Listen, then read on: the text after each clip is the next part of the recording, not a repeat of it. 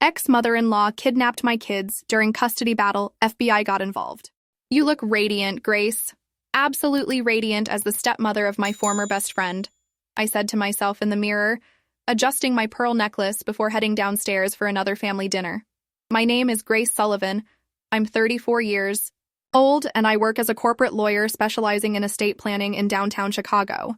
2 years ago, I discovered my fiancé Marcus in bed with my maid of honor exactly 7 days before our wedding. Today, I'm married to her recently widowed father, and I never let her forget to call me Mom. The look of pure horror on Brooklyn's face when she has to serve me tea and watch me kiss her father. Goodnight never gets old. But I'm getting ahead of myself. Let me tell you how a betrayal that nearly destroyed me became the foundation for the most satisfying revenge I've ever orchestrated. It was a Wednesday morning, April 15th, 2022, at exactly 9:23 a.m. when my world imploded. I had left work early, claiming a migraine, but really I wanted to surprise Marcus with his favorite breakfast before our wedding the following Saturday. We'd been together for 6 years, engaged for 8 months, and I thought I knew everything about the man I was about to marry. The front door of our shared apartment was unlocked, which should have been my first warning. Marcus always triple-checked the locks. It was one of his quirks I found endearing. I could hear laughter coming from our bedroom, female laughter that sounded familiar. My heart started racing, but my legal training kicked in.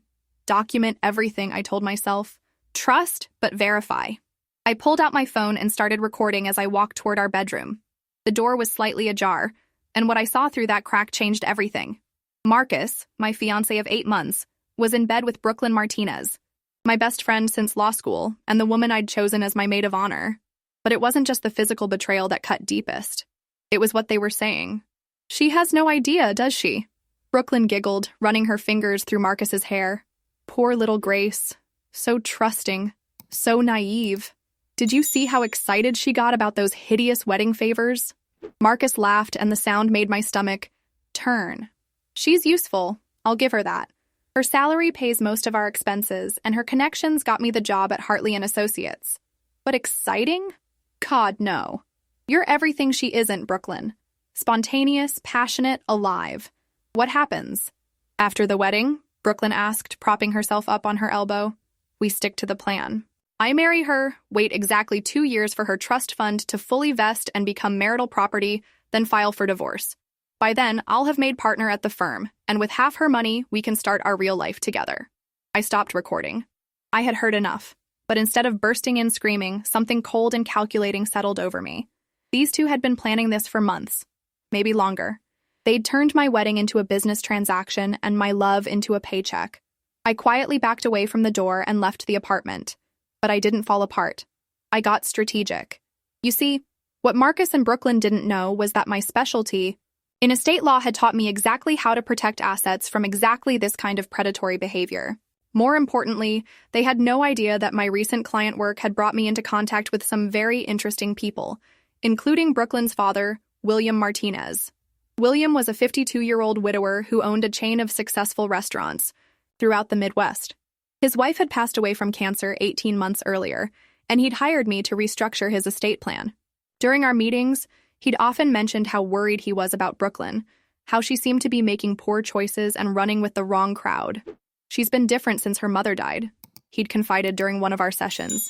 Reckless, cruel sometimes. Her mother was the moral compass of our family. Without her, he'd trailed off, but I could see the pain in his eyes. William Martinez was everything Marcus wasn't.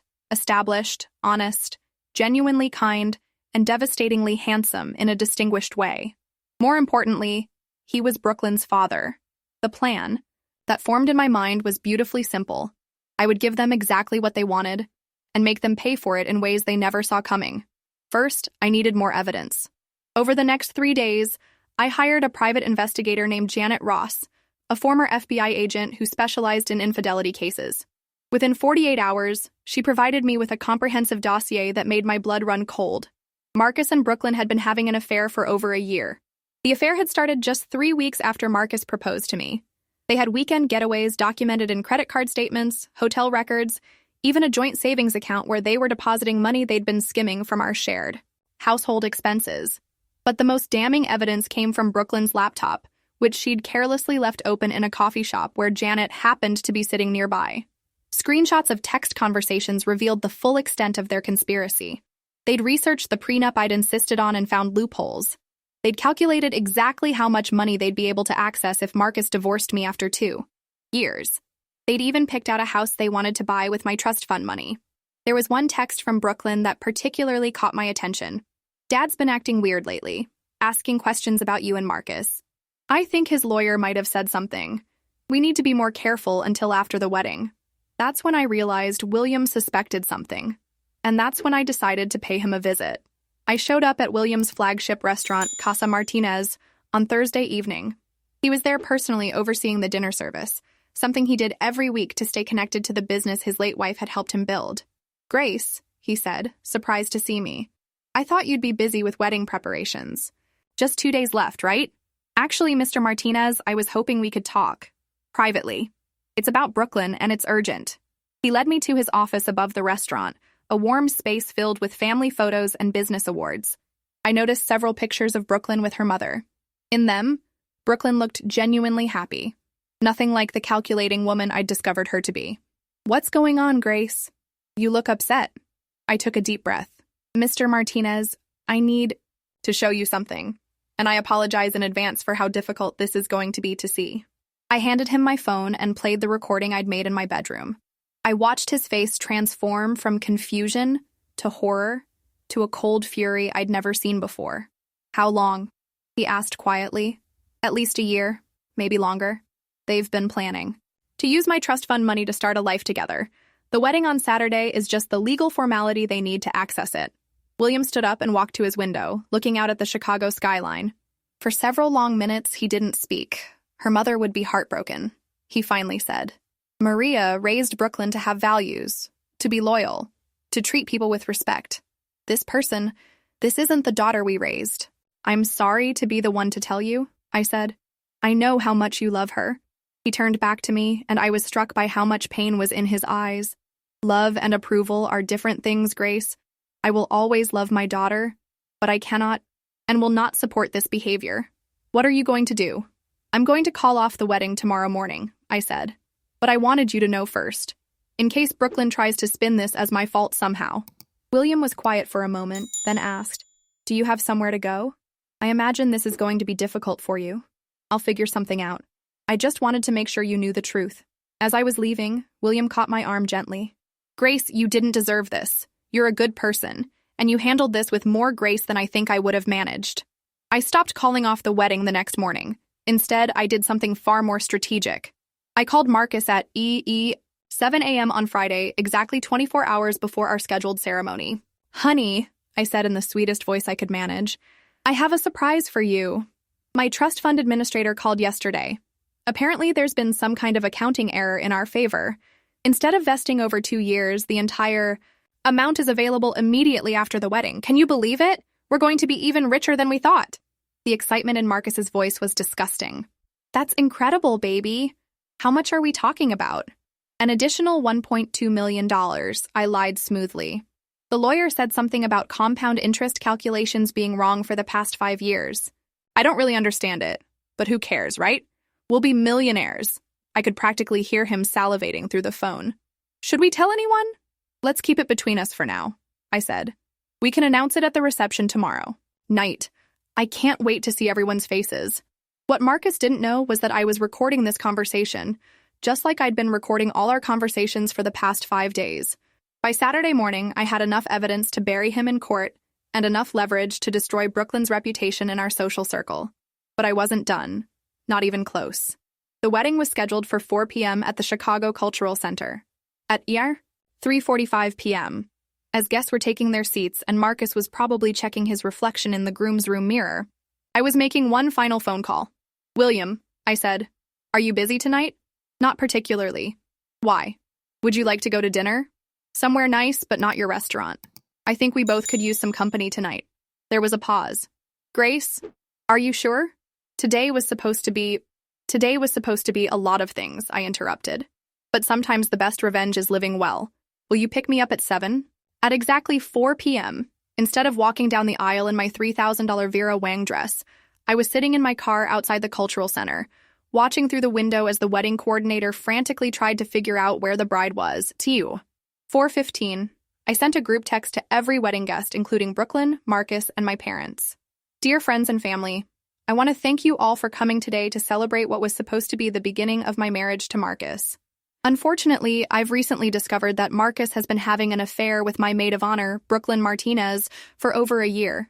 They've been planning to use this marriage to access my trust fund and then divorce me once they've secured the money. Rather than subject you all to a ceremony based on fraud and betrayal, I'm calling off the wedding. The full evidence of their affair and financial conspiracy has been forwarded to my attorney. Please enjoy the reception. It's already paid for and the bar is open. Consider it a celebration of my freedom instead. Grace. Along with the text, I attached 3 audio files. Marcus discussing their plan, Brooklyn laughing about my naivety, and Marcus confirming he was only marrying me for money. My phone immediately started buzzing with calls and texts, but I turned it off. I had a dinner to get ready for. That night, William picked me up at exactly 7 p.m. He'd chosen a quiet French restaurant in Lincoln Park, the kind of place where you could actually have a conversation without shouting over music. How are you feeling? He asked after we'd ordered wine. Honestly, relieved, I said. And angry, but not in the way I expected. I'm not heartbroken about Marcus. I'm furious that I wasted 6 years of my life with someone who saw me as a bank account with legs. William smiled sadly. I called Brooklyn after I got your text. She screamed at me for 20 minutes, claiming you'd manipulated the situation and that Marcus really loved you. Even when caught red-handed, she couldn't admit the truth. What? Did you tell her? That she was no longer welcome in my home until she was ready to take responsibility for her actions and make amends. She hung up on me. We talked for 3 hours that night. Not about Marcus and Brooklyn, but about everything else. William told me about building his restaurant business from nothing, about the early days of his marriage, about watching his wife fight cancer with grace and dignity. I told him about law school, about my work with estate planning, about my dreams of maybe starting my own practice someday. By the time he walked me to my door, I realized I hadn't thought about Marcus once during dinner. Thank you, I said. I needed this tonight. So did I, William replied.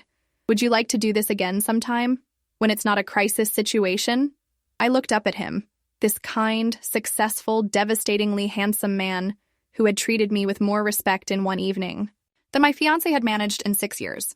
I'd like that very much, I said. We started dating 2 weeks later. I want to be clear, this wasn't a rebound relationship or some calculated move in a game of revenge. William Martinez was genuinely the most compelling man I'd met in years. He was intelligent, successful, funny, and he treated me like I was precious. After years with Marcus, who had seen me as useful at best, being with someone who actually valued me was revolutionary. The fact that dating him drove Brooklyn absolutely insane was just a delicious bonus.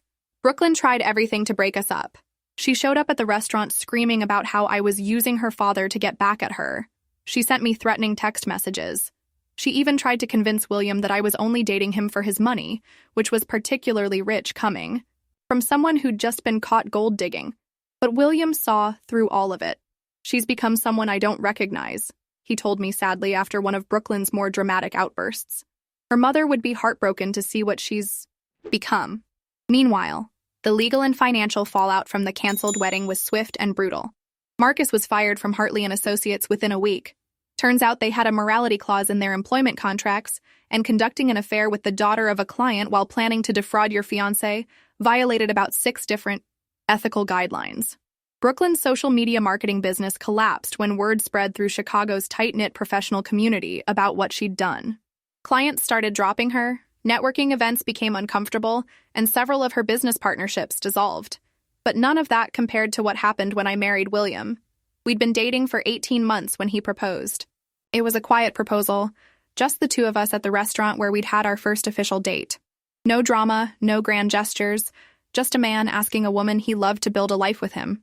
I know this might seem complicated because of Brooklyn, he said, holding my hand across the table. But I've never felt about anyone the way I feel about you, not even when I was young. You make me want to be better, Grace. Will you marry me? I looked at this wonderful man, thinking about how completely my life had changed. 2 years earlier, I'd been planning a wedding to someone who saw me as a stepping stone. Now I was being proposed to by someone who saw me as a partner, an equal, someone worth building a life with. Yes, I said. Absolutely, yes. We married 6 months later in a small ceremony at William's home. Just immediate family and close friends, exactly the opposite of the circus I'd planned with Marcus. Brooklyn wasn't there, of course. She'd refused to speak to either of us since we'd announced our engagement, but she couldn't avoid the reality indefinitely. I was now Mrs. Grace Martinez, and at 35, I was Brooklyn's stepmother. The first family dinner after our honeymoon was memorable. Brooklyn showed up 20 minutes late, dressed in what she probably thought was intimidating black leather, with her newest boyfriend, a struggling musician with facial tattoos who kept calling William sir and asking permission to use the bathroom. "Brooklyn," I said warmly as she sat down across from me, "it's so nice to see you. How have you been, sweetheart?" The look of pure rage that crossed her face was worth 18 months of patience. "Don't," she said through clenched teeth. "Call me sweetheart." "Of course not," I replied smoothly. "That would be inappropriate. After all, I'm your stepmother now." "Mom would be the proper term, wouldn't it?" William, to his credit, managed not to smile. "Brooklyn, Grace is family now. I expect you to treat her with respect." "Respect?" Brooklyn laughed bitterly. "She destroyed my life, Dad. She turned you against me. She ruined my relationship with Marcus. She did nothing," William interrupted, and his voice carried authority I'd rarely heard before. "You destroyed your own life when you chose to betray someone who trusted you. Grace simply refused to be a victim of your choices." The dinner continued in tense silence until Brooklyn's boyfriend, Tyler, I think his name was, made the mistake of asking, "So, what exactly happened between you guys?" I set down my fork and looked at Brooklyn with the sweetest smile I could manage. "Well, Tyler, Brooklyn slept with my fiancé for over a year while pretending to be my best friend. They planned to use my wedding to access my trust fund, then divorce me and steal my money. Instead, I married her father, and now she has to call me Mom." Tyler looked like he wanted to crawl under the table. Brooklyn stood up so fast her chair fell over. "This is insane," she shouted. "You're all insane." Stormed out, dragging poor Tyler with her. William and I finished our dinner in peace. That was 2 years ago. Brooklyn has been to exactly 4 family dinners since then, each one more uncomfortable than the last. She's been through 6 different boyfriends, 3 different career attempts, and 2 different apartments. Meanwhile, I've started my own estate planning practice, which is thriving beyond my wildest expectations.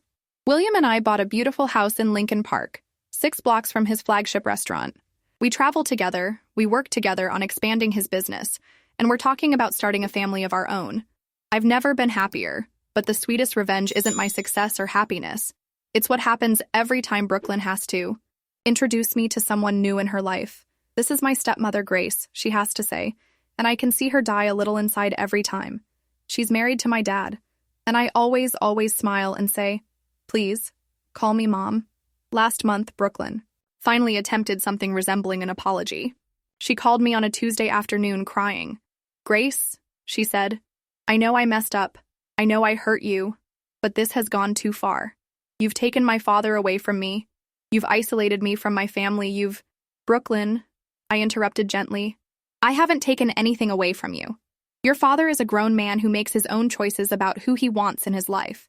If you feel isolated from your family, maybe you should examine why that might be." "I was young and stupid," she pleaded. "People make mistakes. Don't you believe in forgiveness?" I was quiet for a long moment, thinking about forgiveness and consequences and the difference between the two. "I forgave you a long time ago," I finally said. "Forgiveness doesn't mean pretending something didn't happen, and it doesn't mean there shouldn't be consequences. You chose to betray someone who loved you. I chose not to be destroyed by that betrayal. Your father chose to distance himself from behavior he couldn't respect. These are all the natural results of the choices we made. So what? I'm just supposed to live with this forever? You're always going to be my stepmother? I'm always going to have to see you at every family event, pretending to be part of our family?" "Brooklyn," I said, and for the first time in this conversation, I let a little steel creep into my voice. "I'm not pretending to be part of your family. I am part of your family.